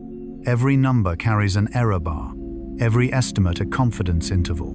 Numbers cease to be final answers and become resting points in an expanding understanding. Strangely, this brings reassurance. For when uncertainty is measurable, the mind no longer strains for perfection. It may rest in a softer framework. As Jung suggested, psychological maturity comes not from eliminating contradiction, but from holding it. Modern science, counting galaxies statistically, does exactly that. It contains ambiguity without collapsing. In the slow rhythm of night, as you hear of numbers inferred rather than counted, you may feel a familiar resonance. Life cannot be understood by listing each day or decision. It is understood through patterns, recurring tendencies, silent probabilities shaping choices. We do not live by lists, we live by structure. And just as astronomers stop trying to see every galaxy, you do not need to grasp every thought before sleep. No need to inventory the day, what was done, what was lacking. Let the mind shift modes to the natural statistical mode of sleep, where the brain synthesizes rather than analyzes. There, between waking and dreaming, edges soften. Uncertainty becomes supportive rather than anxious. As the universe is understood not by finishing a count, but by accepting how it works, sleep comes not when all thoughts are resolved, but when they are allowed to exist without answers. In that moment, when the need to inventory loosens, a deeper order begins working quietly, precisely enough for rest. Looking further into science's shift from inventory to statistics, we see a subtle change in humanity's posture toward the universe. Not merely technical, but maturational. From control to companionship, from grasping to standing beside what is larger. Jung emphasized that consciousness tends to shrink the world to feel safe. We name, classify, enclose, but the unconscious and the universe operate differently. They exist through rhythm, symbol, probability. When science abandons counting each galaxy, it unknowingly approaches the logic of the unconscious. In cosmological statistics, no one says exactly this many galaxies. Instead, within this range with this probability. It sounds uncertain yet is deeply honest. It acknowledges observer limits something depth. Psychology treats as the starting point of true understanding. For only when we admit we cannot see everything do we begin to see more truly. Accepting galaxies, too faint, too distant, too diffuse, teaches a human lesson. Not everything important appears clearly. Not everything unseen is non-existent. Inner life mirrors this. Many emotions function like ultra-diffuse galaxies, no explosions, no drama, not strong enough to name immediately. Yet they occupy space, carry mass influence, the orbits of thought and behavior. If we count only what is clear, we miss most of ourselves. Statistics thus become not just a tool, but a way of living. They allow us to coexist with the unfinished, the ambiguous. They allow rest in the space between knowing and not knowing, especially important at night when the mind is tired of control. As you lie down, no one asks you to finish counting the day. No need to inventory mistakes, worries, unfinished thoughts. Like astronomers, you may let the brain switch modes to unconscious statistics where experiences are gathered and balanced without intervention. Sleep is when the mind does what cosmology learned to do: synthesize rather than control. It needs no lists, only space. In that space, what matters remains. What does not dissolves as the universe selects structures strong enough to endure. So when you hear of uncertain galaxy numbers, you need not remember them. Only feel the rhythm beneath a vast universe understood through humility. A mature intelligence that steps back to see farther, and a gentle reminder that you need not understand everything to rest. In that permission, sleep may arrive slowly, naturally, like the most beautiful probability of the night. Part 14. Deep field, deep seeing makes the universe dense. When telescopes turned toward a patch of sky that seemed utterly empty, no bright stars, no nebulae, no intuitive anchors, humans did not expect one of the deepest perceptual shocks in scientific history: the deep field. A region of sky the size of a pinhead, apparently nothing but darkness, suddenly revealed thousands of galaxies each, a world, a history, an independent timeline. This density was not loud or dazzling, but quiet, as if it had always been there, waiting for patience. From Jung's perspective, the deep field is not only an observational triumph, but a powerful symbol of the unconscious. What consciousness calls emptiness is often merely a place it has not learned how to see. In the psyche regions that feel blank, silence, emptiness, emotional flatness are rarely void. They often contain too much to express in familiar signs. The deep field shows that the universe is not dense in the way we expect. It does not stack large bright points. It is crowded at very small scales. Each faint dot is a distant galaxy whose light traveled billions of years to reach us. This shatters the primitive intuition that equates visibility with abundance, brightness with importance. Most richness lies in what does not impress immediately. Inner life makes the same mistake. We believe strong emotions and major events define us. The deep field whispers another truth. Repeated, quiet, persistent experiences form the deep structure of the psyche. Like the universe, the mind becomes dense, not through brilliance, but through countless small presences. A key lesson of the deep field is that counting light is not counting objects. What we see is only what shines. Behind it lies mass dark matter, a gravitational structure far larger. Jung emphasized that the conscious ego is only the bright part of psychology. True direction arises in the unconscious. The deep field becomes a cosmic mirror of the mind. Its shock lies not in thousands of galaxies, but in the absence of an endpoint. Look deeper, increase sensitivity, and numbers keep rising. Science accepts there is no final picture, only finer layers. And this becomes a gentle lullaby. You do not need to see everything to live fully. As night falls and you lie in darkness, remember, darkness does not mean emptiness. Like the deep field where apparent nothingness holds countless worlds, inner stillness holds life. No need to analyze. Only allow depth without effort. In that deep seeing, sleep arrives like ancient light from distant galaxies, slow, gentle, reminding you that the universe and your mind are far richer than first impressions. Standing before deep field images the strange feeling is not just awe, but a sense of being small and held. Jung said, "We fear darkness not because it is empty, but because it is too vast for the familiar ego." Deep field does the same. It expands awareness until the ego relinquishes center stage and tension releases into deeper peace. Daily life tries to fill emptiness with plans and worries.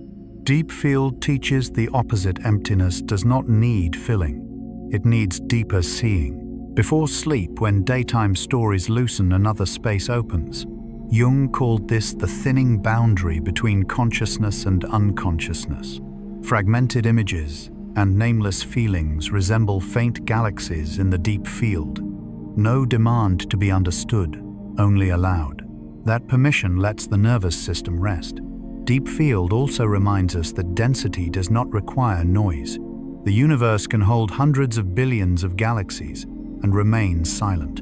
So can your mind if you stop forcing control.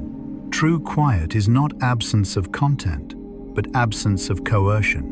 As science moved from inventory to statistics, from counting to accepting inference, it touched an ancient psychological principle. Some things are understood only when we step back and breathe. That is the spirit of a bedtime story. You need not remember instruments or dates. Only carry the feeling behind every empty space lies depth. Darkness is not the end of knowing, but a doorway. As your eyelids grow heavy, imagine your mind as a deep field. Do nothing. Name nothing. Let inner lights appear and fade. Like distant galaxies, they need no attention to exist, and you need no wakefulness to allow sleep. The universe remains dense, unhurried. Your mind, too, and in that quiet sleep gently closes the long day. Part 15. Simulation and dark matter from modern. Science's view: when humans can no longer see directly, they learn to imagine with discipline. Cosmic simulations and dark matter exemplify this imagination, not free fantasy, but a subtle fusion of mathematics, data, and humility before the unknown. And listened to with an evening breath, this journey closely resembles how Jung described consciousness, and the unconscious most decisive structures lie, where sight fails and inference begins. In simulations, scientists find that dark matter halos, those invisible gravitational frames, far outnumber luminous galaxies. This echoes a gentle psychological truth: not all structures manifest outwardly. Some foundations support reality without shape or light. Jung called such mental structures archetypes, unconscious patterns that shape consciousness without always appearing as clear symbols. Not every dark matter halo forms stars. Many remain completely dark, like unrealized potentials in both universe and person. Not every impulse becomes memory or action. Most exist as background fields influencing direction without surfacing. The threshold for galaxy formation is not sharp. There is no clear line where light must appear. Everything unfolds in a blurred transition where probability replaces certainty. This reflects human truth. Growth, awakening, healing rarely occur in single moments. They accumulate until form stabilizes and even then retain shadows of origin. In simulations, galaxy counts depend heavily on models. Change assumptions, parameters, or interpretations of dark matter, and numbers change. This is not weakness, but honesty. Jung stressed that every system is a map, not territory. When numbers are seen as perspectives rather than absolutes, anxiety around final answers softens. At a deeper level, simulations teach coexistence with the unseen. We trust dark matter because motions and structures make no sense without it. Likewise, nameless sadness or tension affect sleep and breath without clear cause. They need not be illuminated immediately, sometimes acknowledgement is enough. Thus, this part offers not numbers but safety. Not understanding everything does not mean being lost. The universe runs smoothly, though most of it is invisible. So do you. When lights go out and consciousness retreats, inner halos still hold the system together. Let the thought pass gently. Sleep does not need light. It needs a stable ground. That ground, like dark matter, need not be seen to function. Lingering with simulation brings a strange comfort. The universe does not need completion to be meaningful. Models remain unfinished, error-filled, alive. Jung said the psyche is not a machine but a symbolic system in motion. Simulated universes are the same processes adjusting themselves. Simulations recreate possibility, not reality, like memory reconstructs rather than reproduces. Dark matter becomes a Jungian symbol of the shadow, unseen yet essential. Deny it, and systems collapse. Not every halo must become a galaxy. Some potentials exist only to stabilize the whole. Jung called this wholeness, not success. When night comes, we often try to turn on the light, mentally understand, more solve everything. But science and psychology whisper some systems work best when we stop illuminating them. Dark matter thrives in darkness. So does your sleep. Thus, when galaxy numbers depend on models, the universe becomes kinder, allowing many understandings, just as you need not feel the world in one single way tonight. If your eyelids feel heavier now, it is not because you understood enough, but because your nervous system sensed safety that unseen foundations still hold. And in letting go, like simulations running quietly, the universe within you continues organizing without light, without numbers, with time alone. Part 16. James Webb, clarifying, not concluding. There is a very common misunderstanding about science, that every new instrument, every new telescope, will bring a final answer. That when James Webb opens its eyes to look deeper into the universe, all ambiguity will dissolve and the picture will become clear, closed, and complete. But reality is gentler and far more humble than that. James Webb did not come to end the story of the universe. It came to clarify questions we have been living with for a very long time. When the first images from James Webb were sent back to Earth, what moved people was not shock or overwhelm, but a strangely familiar feeling. Those early, faint, distant galaxies did not overturn existing models. They whispered that we had been moving in the right direction. The universe did not shatter humanity's basic assumptions. It simply invited us to look more closely, more delicately, and to accept that our way of seeing will always have limits. James Webb sees galaxies appearing very early in cosmic history, earlier than human intuition once imagined. But rather than producing a jolt of surprise, this discovery feels like a quiet confirmation that richness, diversity, and generative structure are not privileges of maturity, but were present from the very beginning. Jung believed that in the collective unconscious, archetypal structures existed long before consciousness learned to name them. The universe is the same. It had already learned how to form itself, long before we learned how to understand it. The faint galaxies James Webb reveals are not fragile objects but patient structures. They do not shine brightly to be noticed. They endure by quietly holding their form in a harsh environment.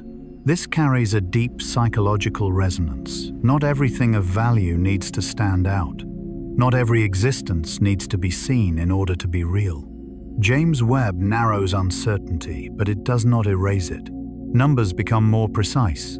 Error bars shrink, but uncertainty remains as an honest part of knowledge. In Jungian psychology, uncertainty is not the enemy of understanding. It is the condition that allows wisdom to grow. A mind that believes it understands everything stops listening. A science that believes it has reached an endpoint stops living. When estimates of the number of galaxies tend to increase with each new generation of telescopes, this is not a sign of past failure, but of a vision growing more humble. Each new instrument does not only expand the universe, it shrinks the ego of the observer. And within that shrinking, human beings become more at peace. There is less pressure to grasp everything, less need to close every question. James Webb does not make the universe noisier. On the contrary, it makes the universe quieter in a deeper way. When we see that even at very early, very distant times, the universe was already full of structure, the sense of emptiness dissolves. Space is no longer a frightening void, but a sustaining field. Like the unconscious, which no longer feels threatening but becomes a ground where consciousness can rest. And perhaps this is the greatest gift James Webb brings, not images, not data, but a deeply human feeling that we are not abandoned in a silent universe. That life, light, and order appeared earlier than we thought, and continue even when we close our eyes. If at this moment your thoughts feel slower, your questions less sharp, that is not because you have finished understanding the universe. It is because, like a mature science, your mind is learning how to live alongside what is not yet known. And within that space, sleep arrives not as an escape, but as a return. As James Webb continues to send back deeper, fainter, more distant images, something subtle happens in the human mind. Excitement slowly gives way to listening. No longer the feeling of about to discover something shocking, but the sense of standing before something very ancient, patiently allowing itself to be seen little by little. The universe does not open like a door flung wide, but like a dark room where eyes need time to adjust. James Webb does not force light to speak faster. It simply gathers very weak, very old signals and quietly translates them into images. This process resembles how the unconscious works in Jungian psychology. Never direct, never loud, offering fragments to consciousness, only when we have slowed enough to receive them. It reminds us that deep understanding does not come from speed, but from the capacity to remain with what is unclear. The early galaxies James Webb observes carry a different kind of beauty than familiar ones. They are not balanced, not symmetrical, not proper. Yet in their incompleteness lies a comforting truth. Every stable structure once passed through a stage of ambiguity. The human psyche is no different. No mature self emerges without periods of confusion, overlap, and namelessness. That James Webb does not conclude the story of the universe is a profound lesson in healthy limitation. In a world that pressures people to understand quickly, know more, and reach conclusions, early cosmology chooses another path: expansion without closure. It allows questions to coexist. It accepts that each generation will see a little more and never see everything. As estimated galaxy numbers continue to rise, the universe does not become overwhelming. It becomes gentler. A universe too rich to be fully counted is a universe that does not demand control. It allows us to release the need for perfect statistics, just as we release the need to fully understand every emotion before allowing ourselves to rest. In this way, James Webb is not merely a telescope. It is a symbol of cognitive maturity, of a science that knows when to stop, and of a human mind learning to rest within uncertainty. Jung emphasized that wholeness does not come from eliminating contradictions, but from consciously holding them. The universe James Webb reveals is the same vast, uncertain, yet never chaotic. And as you lie there in the night listening to this story, you do not need to remember how many galaxies James Webb has seen, how far away they are, or which era they belong to. What matters is the feeling that structures exist quietly and patiently beyond your control, and they function perfectly well. You do not need to complete the universe in your mind before sleeping. The universe does not ask that of you. It continues to exist, to expand, to send out light whether anyone is watching or not. And in the same way, your mind may pause its searching and connecting, allowing sleep to arrive as permission, not as a task. Part 17. There is no final number. There is a very special moment in science and in inner life when we realize that not every question needs a number to close it. The question, how many galaxies are there in the universe, arises from a deeply human instinct, the instinct to count, to grasp, to draw a clear boundary around something vast. But the deeper science goes, the more gently it shows us that there is no final number waiting in the distance. Only open ranges, estimates, margins of variation, and the honesty to acknowledge them. Every number humans offer about the universe is a range, not a point. A range born from method, from instruments, from the limits of light and from the observer's position. Change the telescope, the survey depth, the definition of galaxy, and the number changes. Not because the universe is unstable, but because our approach always bears a human imprint. Seen through Jung's lens, this feels familiar. The human mind is never measured by a fixed number either. In depth psychology, Jung did not seek rigid definitions of the human being. He knew that ego, unconscious symbols, and meaning are always moving, slipping gently beyond tight frameworks. Like the universe, the psyche is not an object to be measured, but a process to be experienced. When cosmology abandons the ambition to count it all, it steps into the same philosophical space. Jung once walked a space where understanding comes not from closing the book, but from staying with the question. Accepting that there is no final number is not a failure of science. It is a sign of maturity. A young science wants quick conclusions and certainty. A mature science knows that uncertainty is not the enemy of knowledge, but the condition of honesty. When scientists say galaxy numbers lie within this range, they are not avoiding answers, they are telling the truth responsibly. The universe in this sense is far richer than human intuition first imagined. From inside a single galaxy, the sky may appear empty. But when we look deeper, at finer scales, the universe becomes quietly dense. This richness is not loud. It does not demand attention. It simply exists. And for inner life, this becomes a beautiful image.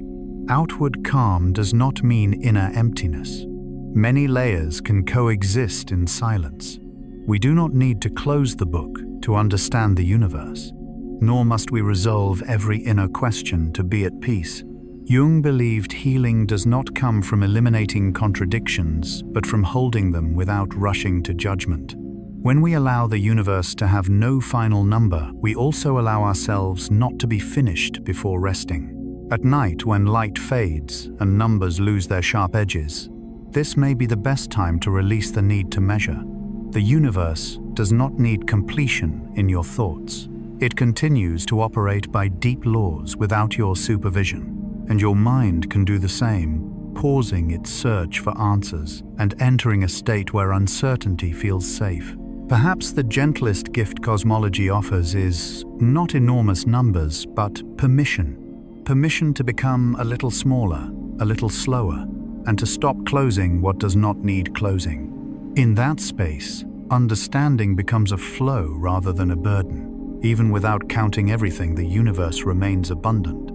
Even without understanding everything, you may sleep in peace. When we accept that there is no final number of galaxies, we learn something profound. Humans often seek safety in numbers and closed answers because uncertainty evokes emptiness. Jung noted that our deepest fear is not darkness itself, but not knowing where we are within it. When science admits there is no final number, knowledge becomes more trustworthy, not weaker. The universe does not need counting to exist. It existed for billions of years before we looked up. Galaxies do not change their orbits because we have or lack a number for them. Their existence is independent of our understanding, and in that independence lies a gentle comfort. The world does not require our control for us to belong to it. This mirrors inner life clearly. We often pressure ourselves to understand ourselves fully, but like the universe, the psyche is expanding. Each time we think we have understood enough, another layer appears. Jung called this individuation a journey without a final destination, only temporary resting points. Modern cosmology no longer tries to settle on one final number of galaxies. It lives with ranges, uncertainties, margins. In that softness, science grows closer to philosophy, psychology, and lived human experience. Not everything valuable needs framing. Night is a perfect time to feel this. We do not need to know exactly how many stars exist to feel comforted by their light. We do not need to count every galaxy to feel held by vastness. Knowing that they exist quietly, persistently, beyond a human lifespan is enough. Perhaps the universe withholds a final number to teach another way of knowing. Knowing as relationship, not possession. We do not possess the universe through numbers, nor ourselves through definitions. We relate, observe, feel, and allow not knowing. As this thought settles, as the urge to know softens, rest appears, not because everything is complete, but because nothing needs completing. The universe feels dense, but quiet. The mind feels spacious, but relaxed. And you may allow yourself to become small enough to be held by vastness without naming it. Part 18. Conclusion. Abundance within limits, under the set. Night sky as light softens, and the world's breath slows. The universe seems to whisper a gentle truth. It does not need to be fully counted to be whole. Galaxies do not wait for us to name them or assign a final number. They have long existed, turning, expanding, colliding, dissolving within rhythms far beyond a human life. And in not being counted to the end, the universe preserves its deep beauty, a beauty that does not require a final period. Carl Jung saw the world not as a machine to be dismantled, but as a living symbol where meaning arises not from control but from relationship. The universe offers no absolute number because perhaps it does not wish to be a closed problem. Instead, it invites humility, slowness, and acceptance of limits. To understand the universe is not to hold it, but to stand still before it and allow its vastness to touch the mind. Uncertainty is often mistaken for deficiency. Humans feel safe when things are measured and concluded. Yet Jung showed that what truly shapes us lives in blurred regions, unconsciousness, dreams, symbols, emotions. Uncertainty is not ignorance, but honesty before depth. When science says we can only estimate, it is not weakness, it is courage. The universe becomes a mirror of the human psyche. We cannot finish counting ourselves either. No number tells us when we have fully understood sorrow, joy, or inner conflict. Each time we reach a depth, another opens. Life is not a test with final answers, but a dialogue between what is known and what remains unnamed. There is a gentle paradox here. The universe is immensely crowded, yet silent. Hundreds of billions of galaxies, each with billions of stars, and yet all unfolds in quiet patience. No harsh noise, no urgency. Only slow movement like a long background melody the soul can sense. This silence heals. It reminds us that abundance does not mean chaos, and emptiness does not mean lack. Modern life exhausts us with noise, outer and inner demands to understand quickly and conclude. The universe suggests another way, presence without explanation. As night deepens and eyelids grow heavy, perhaps what we need is not more information but permission not to know everything. Like stargazing, we do not need constellation names to feel connected.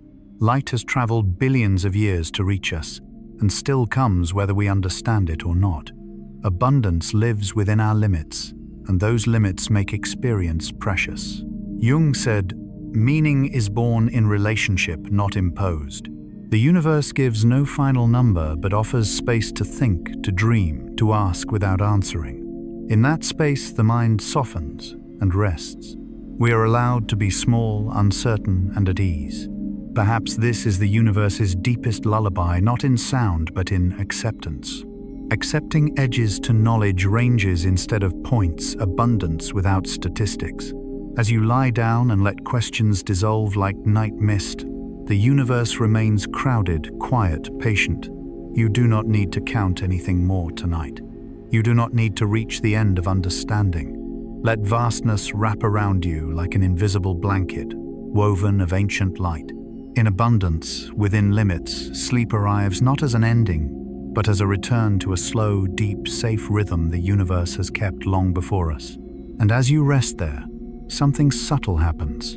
The mind stops controlling and starts listening, not with ears, but with a deeper layer where images, memories, and feelings blend like dreams. Jung called this dialogue with the unconscious, where meaning arises through resonance, not linear logic. The universe becomes a living symbol of your inner life. Each distant, uncounted galaxy echoes unnamed parts of you. Vague thoughts before sleep, indistinct yet real feelings, all exist without definition. And just as astronomers accept galaxies beyond the observable horizon, you may accept parts of yourself not yet understood. Not understanding everything is depth, not failure. Modern science speaks of the observable universe, acknowledging that what we see depends on position tools and time. Jung would say the same of the psyche. Each life phase offers a different depth of observation. No final map exists for universe or soul. Abundance within limits is not paradox, but natural law. Limits create meaning. Darkness creates depth. Like the night sky, unseen spaces give beauty. Without them, everything would flatten and tire the eyes. A mind at rest is like a crowded yet quiet universe, not empty but unstrained. Thoughts remain, but drift softly. This is the space sleep needs. Jung said healing comes not from removing contradictions, but from holding them within a wider awareness. The universe teaches this, silently. It asks us not to shrink it, but to widen ourselves slightly enough to release fear of ambiguity. As you close your eyes, imagine numbers and charts dissolving like ink in water. They retreat, making space for openness and safety. The universe does not need you awake. It expands and moves even as you sleep. And perhaps that is the greatest gift, permission to rest. Permission not to keep up. Permission to leave understanding unfinished. Trust that larger orders exist beyond view. In that trust, sleep becomes not loss of awareness, but faith in the world. The universe remains, crowded, quiet, honest in its uncertainty. And as you drift into sleep, you do not leave it, you simply breathe in rhythm with it. Now, as this journey reaches its end, you need carry no numbers, no estimates, models, or limits of knowledge. Let them remain behind, like stars fading at dawn. What matters is what lingers in your body now. Perhaps you feel lighter, perhaps breath has slowed. Perhaps the mind floats among vague images, distant light, peaceful darkness, slow movement beyond time. If so, allow it. Sleep comes by permission, not effort. Jung saw the universe as a mirror of inner life. Within you are galaxies, memories, emotions, images, unnamed yet real. They do not need sorting before rest. There is no final, perfect version of you required for peace. You need not understand life fully. Tonight, being is enough. The universe continues quietly. Light travels unseen, and your body does its work, steadying the heart, arranging memories, softening tension. You need not intervene. You may trust. If a thought lingers, let it be like a faint star at the edge of vision. It is not dangerous. You may sleep with it there. Sleep is not escape, but return to an ancient rhythm shared by earth, sky, and mind. Slow, steady, safe. When you sleep, you do not leave the universe. You move with it differently. If eyelids grow heavy and thoughts dissolve, do not resist. You are where you need to be. Nothing more to learn. Nothing to finish. Before you drift fully into sleep, a quiet whisper, not a request, but an invitation. If these gentle stories bring you comfort, you may subscribe to Stories for Sleep, not to remember but to know. A quiet place is waiting when needed. And now, nothing more is required. Let the screen remain. Let the sound flow. Let breath lead the way. Sleep deeply. A sleep needing no special dreams, only soft, dark, and safe. Good night.